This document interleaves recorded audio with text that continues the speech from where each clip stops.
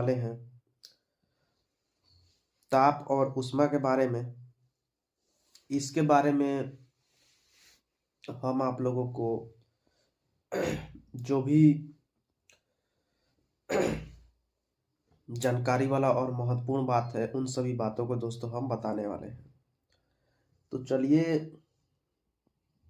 हम आप लोगों को दोस्तों इसके बारे में बातों को बता देते हैं कि ताप और ऊष्मा क्या होता है।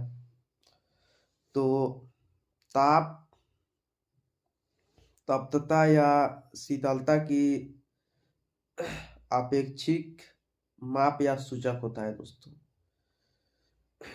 तप्त एवं शीत अपेक्षिक पद है अर्थात सदैव किसी से तुलना को प्रदर्शित करते हैं। उदाहरण के लिए कमरे के ताप पर रखा पानी बर्फ में गर्म होता है, जबकि गर्म चाय से ठंडा तापमान इसी तुलना की मापन है दोस्तों। उसके बाद किसी वस्तु का तापमान उसमें निहित आंतरिक ऊर्जा का परिणाम होता है। इस आंतरिक ऊर्जा को ऊष्मा कहते हैं। ऊष्मा का स्थानांतरण सदैव उच्च ताप वाली वस्तु से निम्न ताप वाली वस्तु की ओर होता है। ये भी बात आप लोगों को दोस्तों यहाँ पे काफी ज्यादा महत्वपूर्ण बात जानने के लिए मिला। किसी वस्तु को स्पर्श करने पर यदि ऊष्मा उस वस्तु से त्वचा की ओर प्रभावित हो तो वस्तु गर्म, जबकि त्वचा से वस्तु की ओर प्रभावित हो तो वस्तु ठंडी महसूस होती है दोस्तों। यहाँ पे कहने का मतलब है कि यदि हम किसी वस्तु को स्पर्श करते हैं तो यदि जो ऊष्मा है ऊष्मा वस्तु से त्वचा की ओर प्रभावित होती है तो वस्तु गर्म होता है, और जो ऊष्मा अगर त्वचा से वस्तु की ओर प्रभावित होती है तो वस्तु ठंडा महसूस होता है दोस्तों। यहाँ पे ये बात भी दोस्तों काफी ज्यादा महत्वपूर्ण बात जानने के लिए मिला। उसके बाद हम आप लोगों को बता दें ऊष्मा का स्थानांतरण सदैव उच्च ताप वाली वस्तु से निम्न ताप वाली वस्तु की ओर होती है दोस्तों। यहाँ पे जो ऊष्मा होता है ऊष्मा का स्थानांतरण दोस्तों जो होता है वो उच्च ताप वाली वस्तु से निम्न ताप वाले वस्तु की ओर ऊष्मा का स्थानांतरण होता है दोस्तों। ये बात भी आप लोगों को यहाँ पे काफी ज्यादा महत्वपूर्ण बात जानने के लिए मिला। उसके बाद किसी वस्तु को स्पर्श करने पर यदि उस वस्तु से त्वचा की ओर प्रभावित होती है ऊष्मा तो वस्तु गर्म, जबकि त्वचा से वस्तु की ओर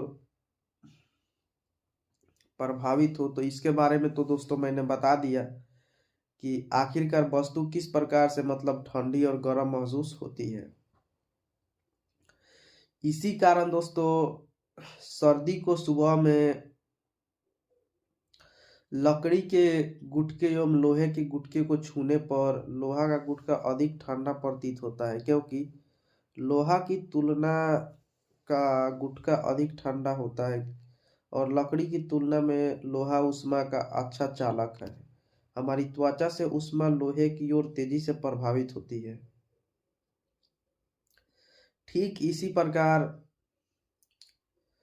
तांबे और कांच की जो मतलब कांच होता है गोली होता है उसको समान तापमान पर गर्म करने के बाद उन्हें स्पर्श करने पर तांबे की गोली अपेक्षाकृत अधिक गर्म प्रतीत होगा, क्योंकि ऊष्मा का सुचालक होने के कारण तांबा से अपेक्षाकृत अधिक ऊष्मा त्वचा की तरफ पहुंच जाती है।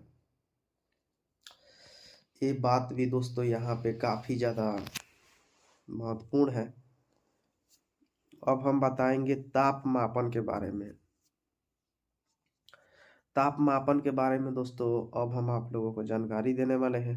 तो चलिए इसके बारे में कुछ महत्वपूर्ण जानकारियां आप लोगों को दे देते हैं।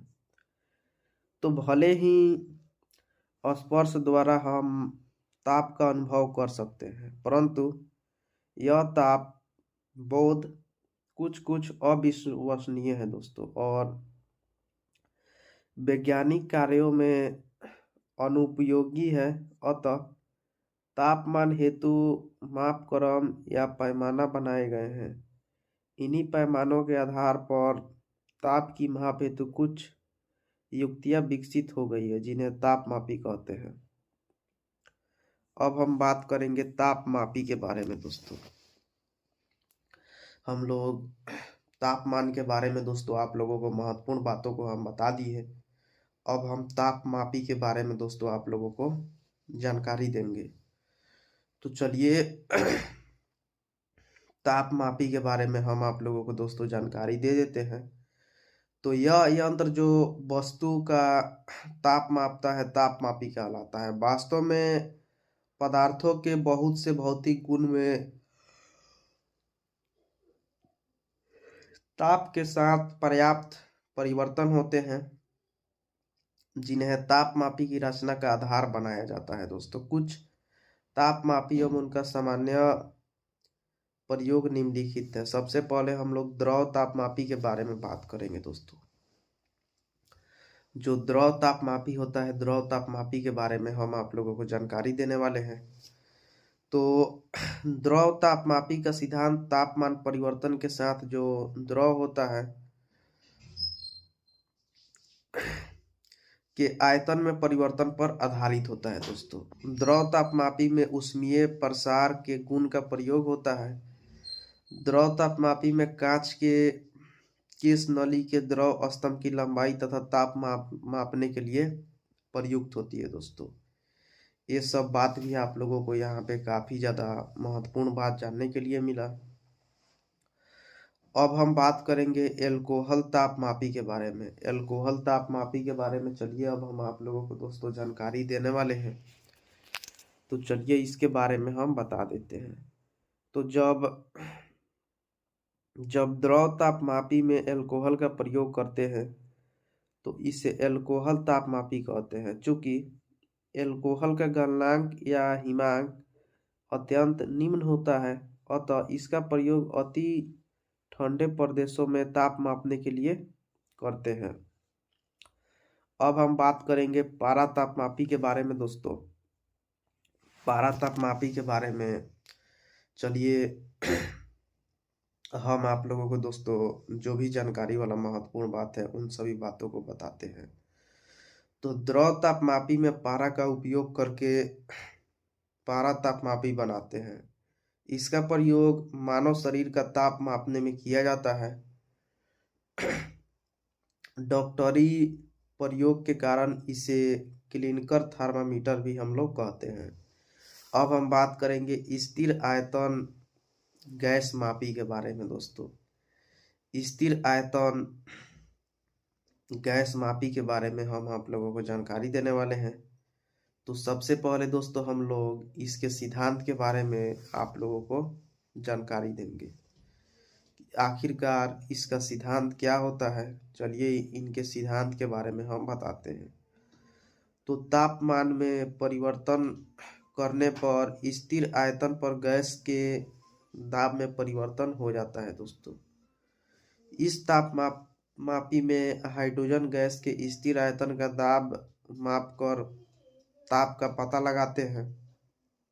इसे परमाणिक गैस तापमापी माना जाता है दोस्तों। ये भी बात आप लोगों को यहाँ पे काफी ज्यादा महत्वपूर्ण बात जानने के लिए मिला। उसके बाद हाइड्रोजन गैस तापमापी से लगभग 200 डिग्री सेल्सियस से 500 डिग्री सेल्सियस तक ताप माप सकता है। 500 डिग्री सेल्सियस से ऊपर हाइड्रोजन गैस के विसरण का खतरा रहता है, अतः अत्यंत उच्च ताप पर मापन के लिए नाइट्रोजन गैस का उपयोग किया जाता है। यहाँ 200 डिग्री सेल्सियस के ताप मापन हेतु हीलियम गैस का प्रयोग होता है। अब हम बात करेंगे प्लेटिनम प्रतिरोध तापमापी के बारे में दोस्तों। प्लेटिनम प्रतिरोध तापमापी के बारे में हम आप लोगों को दोस्तों जानकारी देने वाले हैं। तो सबसे पहले हम इसके सिद्धांत के बारे में बताएंगे दोस्तों। तो चलिए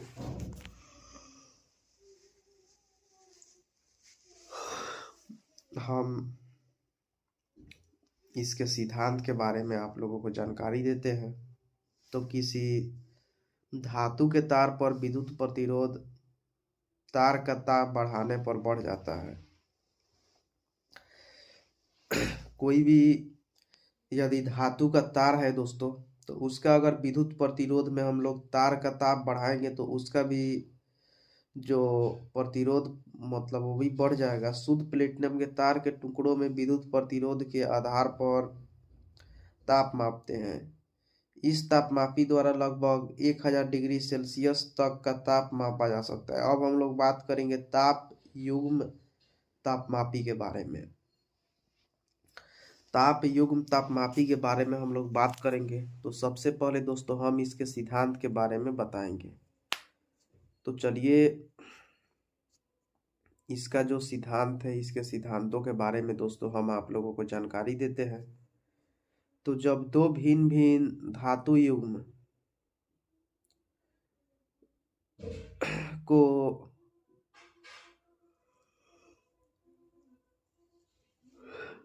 तारों को जोड़कर एक बंद परिपथ बनाते हैं,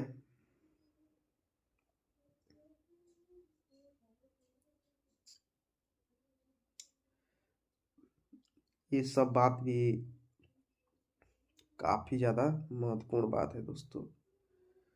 तो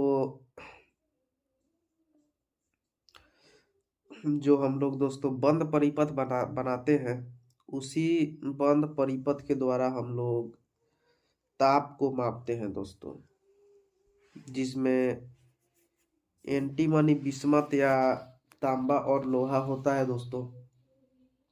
ये सब बात भी आप लोगों को यहाँ पे काफी ज्यादा महत्वपूर्ण और जानकारी वाला बात जानने के लिए मिला दोस्तों।